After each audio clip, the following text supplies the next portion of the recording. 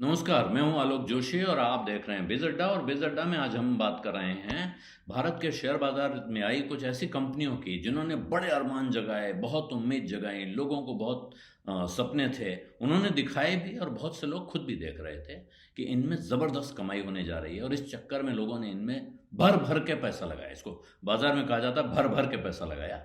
तो ये भर-भर के पैसा लगाया था। तो कंपनियों का हुआ क्या? पहले ये कंपनियां जान लीजिए कौन सी हैं। जो 5 बड़ी कंपनियां, इनमें एक कंपनी बड़ी है जो टेक्नोलॉजी कंपनी नहीं है, वो है life insurance corporation of India. लेकिन उसके अलावा Zomato, Paytm, car trade, Nykaa, policy बाजार, ये जो कंपनियां हैं, इनमें लोगों की बड़ी भारी उम्मीदें थीं, लोगों ने खूब पैसा लगाया था।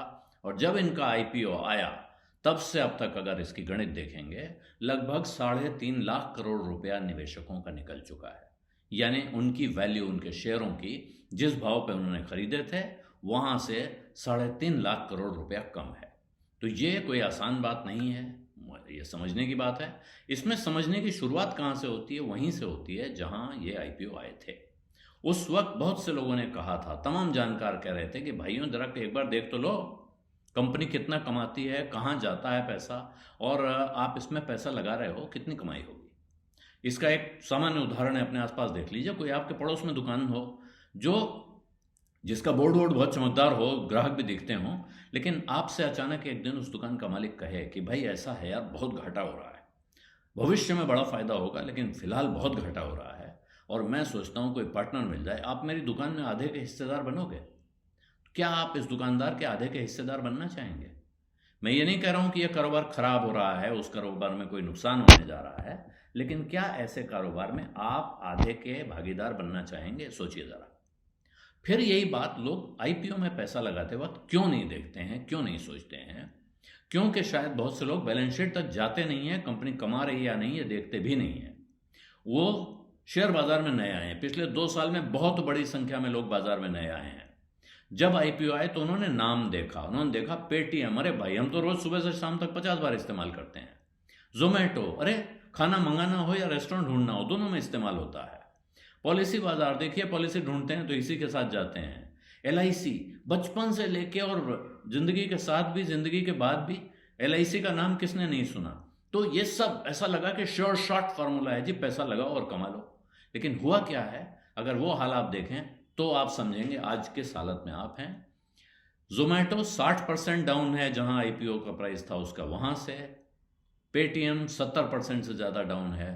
पॉलिसी बाजार 75% और कार ट्रेड 66%। और ये कहानी कैसे हुई है, ये आप सोचिए ज़रा।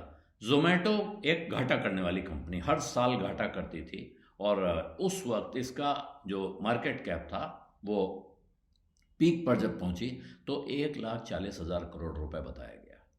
और आज की तारीख में ये पहुंच गया है करीब 60,000 करोड़ रुपए। इसमें 80,000 करोड़ रुपया डूब गया निवेशकों का। पेटीएम, जो पेटीएम के बारे में अब आप कहें कि पेटीएम चलता तो खूब है, लेकिन आपसे कोई पूछे पेटीएम कमाता कैसे होगा, तो ये हिसाब लगाने में आपको, मुझे लगता है, दिन लग जाएगा समझने में, और उसके बाद किसी और को समझाना हो तो हफ्ता भी लग सकता है। लेकिन उस कारोबार में भी, क्योंकि जलवा दिख रहा था, चमक दिख रही थी, 1,20,000 करोड़ रुपए का इसका वैल्यूएशन था, जो आज की तारीख में नीचे पहुंच के मार्केट कैप में 40,000 करोड़ के नीचे पहुंच गया है। यहाँ भी 80,000 करोड़ डूब गए। एलआईसी, जो कि अच्छा भला चलने वाला कारोबार है, वो 5.5 लाख करोड़ से 4,10,000 करोड़ पे आ गया, यानी 1,40,000 करोड़ रुपए तो अकेले एलआईसी ने डुबवाए हैं। इसके बाद आता है पॉलिसी बाजार चलाने वाली कंपनी पीबी फिनटेक, और पीबी फिनटेक ने भी करीब करीब 47,000 करोड़, 50,000 करोड़ मान लीजिए, वो भी उसने डुबवाए हैं। और कार ट्रेड है, ये भी आपकी 7200 करोड़ पे थी, इसका मार्केट कैप था, वहां से ये 2300 करोड़ पहुंच गई है। तो लगभग 5,000 करोड़ का योगदान इसने भी किया है। ये सारा आप जोड़ लेते हैं तो ये जोड़कर हो जाता है 3.5 लाख करोड़, जो मैंने आपको पहले बताया। और अब अगर आप इनका हाल देखें, अभी क्या हो रहा है। पेटीएम के जो प्री आईपीओ इन्वेस्टर हैं, सॉफ्ट बैंक, जापान की बहुत बड़ी इन्वेस्टमेंट कंपनी है, तमाम कंपनियों में इन्होंने प्री आईपीओ यानी कि सीड कैपिटल और उससे बाद की कैपिटल जो है, जो आईपीओ से पहले लगाने वाला पैसा खूब लगाते हैं। दुनिया भर में निवेशकों निवेश करते हैं और उस पर पैसा कमाते हैं।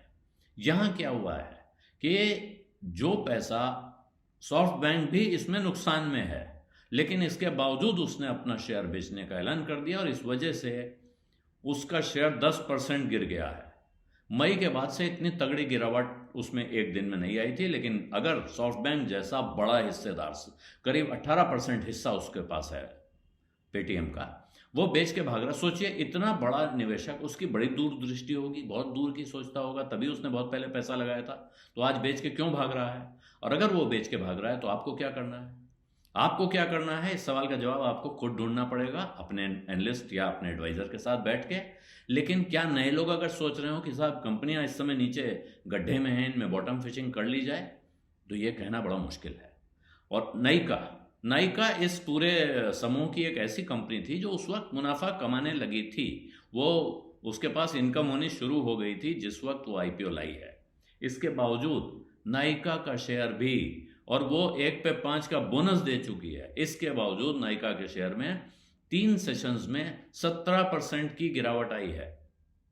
नाइका में भी क्या है, एक बोनस की वजह से शायद लोगों को ये लग रहा है कि नाइका का जो मैनेजमेंट है, इनका कॉन्फिडेंस कम है, ये लोगों को ललचाने की, घसीटने की कोशिश कर रहे हैं। दूसरा, नाइका में भी वही जो लॉक इन है पेटीएम वाला, वो लॉक इन प्री आईपीओ इन्वेस्टरों का खुलने की तैयारी है।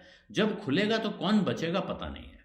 और अब अगर बड़े बड़े लोग भाग रहे हैं तो इन बड़े लोगों के भागने के बाद छोटा निवेशक कैसे और कब तक टिका रहेगा, कहना मुश्किल है।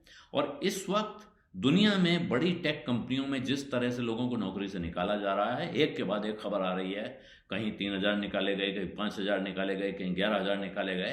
तो उससे एक डर का माहौल भी पैदा हो रहा है कि कहीं टेक्नोलॉजी कारोबार में दोबारा सन 2000 वाला वो टेक्नोलॉजी बबल बस्ट की जैसी कहानी तो नहीं होने वाली है। और अगर कहीं वो हो रहा होगा तो फिर इनमें से कई कंपनियों की शायद बाद में आपको नाम भी सुनने को न मिले, आप ढूंढ भी ना पाएं। ये डर लोगों के बीच में बैठ रहा है और यही इस वक्त की सबसे बड़ी चिंता है। बिजनेस अड्डा में आज इतना ही। अब इजाजत दीजिए। धन्यवाद, नमस्कार।